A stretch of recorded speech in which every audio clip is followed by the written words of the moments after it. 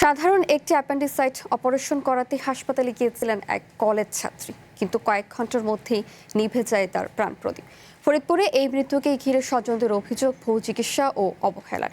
যদিও অভিযোগ অস্বীকার করেছে বেসরকারি হাসপাতালটি, ঘটনা তদন্তে কমিটি গঠন করেছে স্বাস্থ্য বিভাগ। মাত্র কয়েক ঘন্টার ব্যবধানে বদলে যায় একটি জীবন ও একটি পরিবারের গল্প।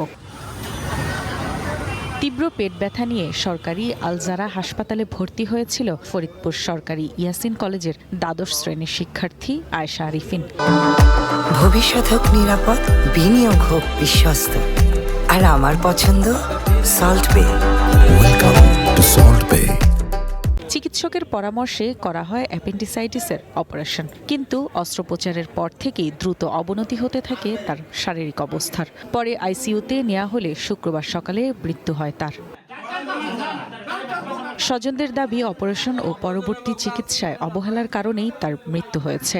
ঘটনার পর থেকে হাসপাতালের সঙ্গে যোগাযোগ করার চেষ্টা করা হলেও কোনো বক্তব্য পাওয়া যায়নি। এদিকে বেসরকারি ওই হাসপাতাল কর্তৃপক্ষ অভিযোগ অস্বীকার করেছে। প্রতিষ্ঠানে হাসপাতাল ডাক্তারের বিচার চান না? আবার শুনতে পারলাম যে গত সপ্তাহে এই ডাক্তারই একজন গলা অপারেশন করতে যায় তাকে মেরে ফেলছে। ঘটনার পর তদন্তে নেমেছে জেলা স্বাস্থ্য বিভাগ। প্রকৃত ঘটনা অনুসন্ধানে 3 সদস্যের তদন্ত কমিটি গঠন করা হয়েছে। আমি ইতিমধ্যেই এটা জানার সাথে সাথে একটা তদন্ত কমিটি গঠন করেছি এবং তদন্ত কমিটি তদন্ত করার পরে যারা এই বিষয়ে দোষী সাব্যস্ত হবে অবশ্যই তাদের বিরুদ্ধে যথাযথ ব্যবস্থা নেওয়া হবে।